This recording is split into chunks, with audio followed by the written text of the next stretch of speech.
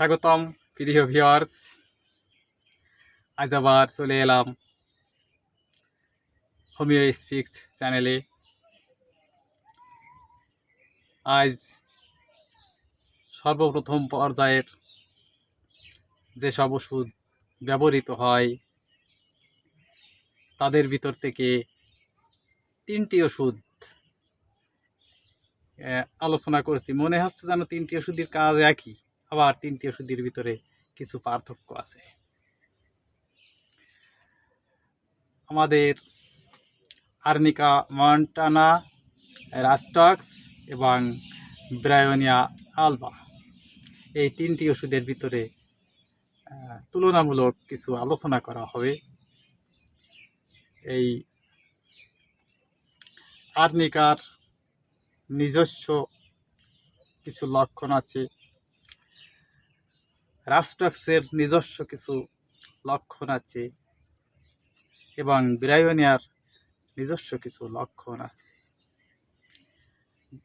প্রত্যেকটি ওষুধ যার যার মতো লক্ষণটা চিনে নিয়ে আলাদা করে একটার থেকে আরেকটা কোথায় কেমন আছে সেগুলো খুঁজে নিতে হয়। ওষুধের থেকে ওষুধের পার্থক্য ভালো জানা থাকলে চিকিৎসা ক্ষেত্রে ওষুধ নির্বাচন করে রোগের উপশম দিতে খুব সহজ হয়।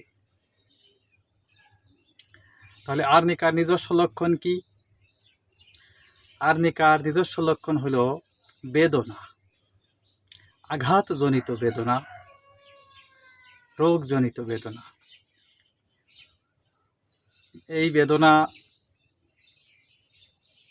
থাকে, হঠাৎ করে দেখা যাচ্ছে পড়ে গেছে, পড়ে গিয়ে আঘাত একটা লেগেছে পায়ে বা হাতে। এই ধরনের আঘাতের বেদনার পরে প্রথমেই আমরা আর্নিকাকে স্মরণ করি। আর অনেক সময় মনের যে বেদনা, মানসিক আঘাত, তারপরেও এই আর্নিকা মন্টানা ওষুধটি কাজ করে। এই বেদনা কিন্তু স্পর্শকাতর, আর রোগীর ভিতরে একটা অস্থিরতা দেখা দেয়। স্পর্শকাতরতা অর্থাৎ ছোঁয়া যায় না, ব্যথায় ছোঁয়া যায় না। বেশিরভাগ দেখা যাচ্ছে মুরব্বী লোকটোক যদি এরকম ব্যথা থাকে, তা তখন ওই কাছে কোনো বাচ্চা কাচ্চা ছেলেবেলে আসে কিনা তাতে খুব ভয় পেয়ে থাকে, কারণ যদি ছুঁয়ে দেয় তাতে তার ব্যথা লাগবে। আর আমাদেরও যারা একটু বয়স বেশি না হলেও যে কোনো কারণে হোক ব্যথায় যদি স্পর্শকাতরতা থাকে, তাহলে আর্নিকাকে আগে স্মরণ করতে হয়।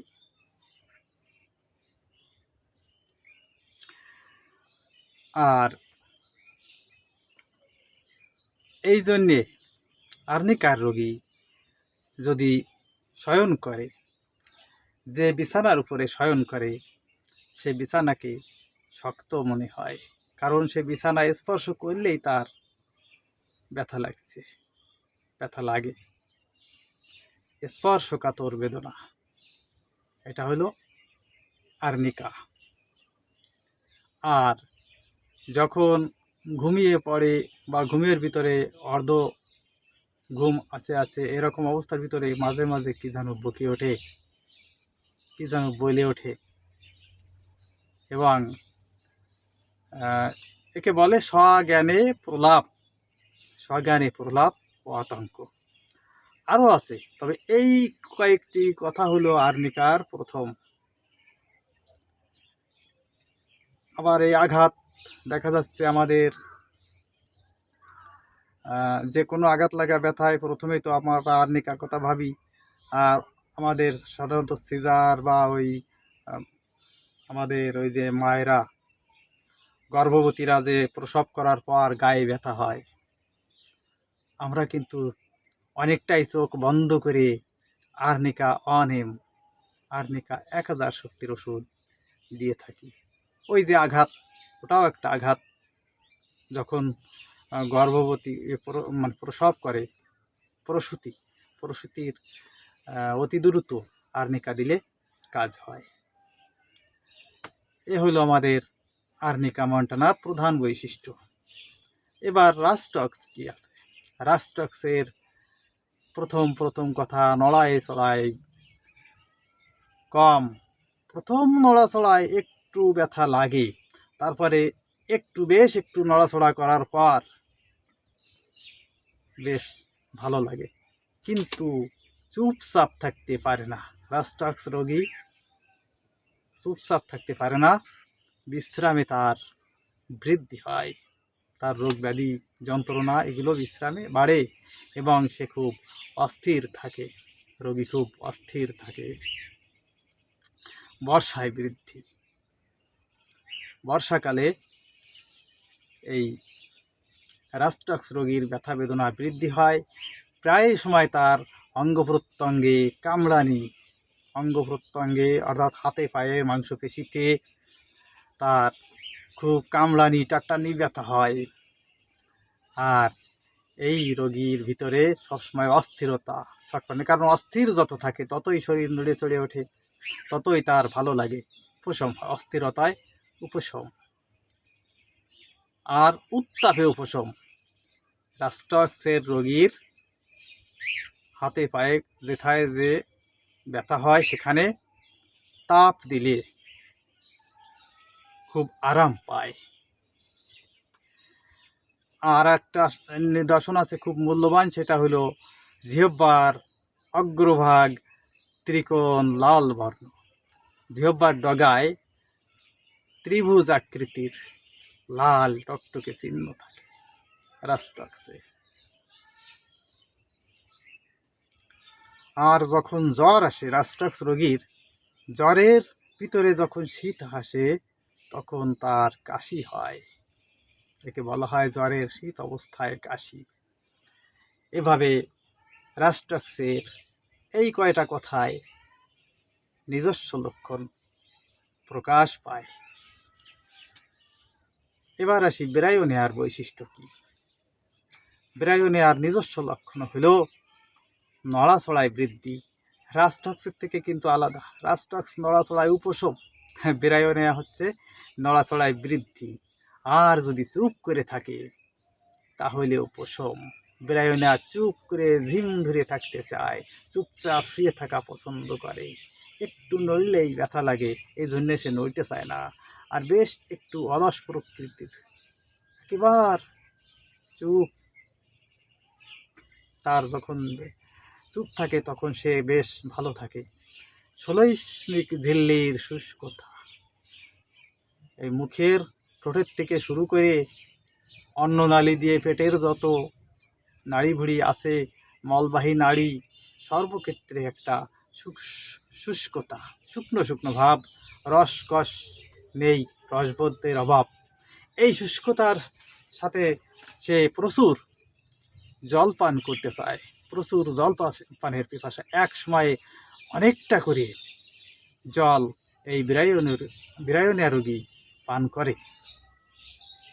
আর ওই যে শুষ্কতাজনিত কোষ্ঠবদ্ধতা, এ পায়খানায় সহজে বের হইতে চায় না, মল সহজে বের হয় না, হইতে চায় না, এ কোষ্ঠবদ্ধতা। কিন্তু এখানে নাকজমিকা বলে আর একটা ওষুধ আছে, সেটা এর ভিতরে আনিনি, আজকে অবশ্য আলোচনা করছি না। তা নাকজমিকার একটা লক্ষণ আছে, সে দৌড়ে পায়খানায় যায়, কিন্তু পায়খানায় গেলে পায়খানার সে বের হয় না, এই তার মনে কষ্ট। আর ব্রায়োনিয়া যতক্ষণ পেটের ভিতরে মল ভরাট হয়ে বেশি পরিমাণ না হয় ততক্ষণ সে ওই শুয়ে থাকা বা চুপচাপ থাকা থেকে নড়তে চায় না। যখন অনেক ভরাট হয়ে যায় পেটে আর পারে না, তখন সে ওই নড়তে কষ্ট পেতে ঝিম ধরতে বাথরুমের দিকে এগিয়ে যায়, সে ল্যাট্রিন রুমের দিকে যায়, তারপর সে পায়খানা হয়। ব্রায়োনিয়ার কোষ্ঠবদ্ধতার রোগী একটু পায়খানায় যেতে অলসতা বোধ করে, আর নাকজুমিকার রোগী পায়খানায় যায় কিন্তু পায়খানা হয় না বলে কষ্ট পায়। একটু পার্থক্য দুই দুই রোগীর কষ্ট পাওয়া, যদিও এখানে নাকজুমিকায় ওষুধের ভিতরে আলোচনা আনার কথা ছিল না, কিন্তু একটু বুঝিয়ে গেলাম সহজে চিনে নেওয়ার জন্য।